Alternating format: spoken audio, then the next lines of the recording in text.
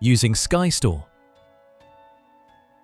the home of the latest movies and TV shows to rent or buy. This is Sky Store. If you've never signed into Sky Store before, go to skystore.com/sign in. Sign in with your Sky ID to activate your account.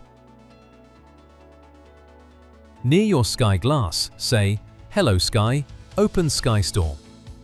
Or scroll down to Apps and Inputs and choose Sky Store. Sign in with your Sky ID. Choose from thousands of movies and TV shows, including the latest Sky Store premieres.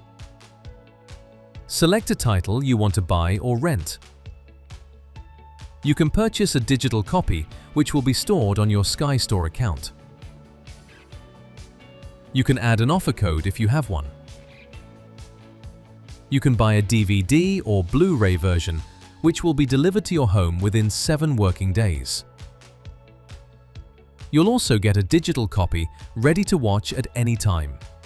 For rentals, you have up to 48 hours to watch once you press play. If you have a voucher, scroll to Redeem Voucher. Enter your code and press Redeem. You'll find your purchases in My Library. Any purchases you make on the Sky Store website will show on your Sky Glass.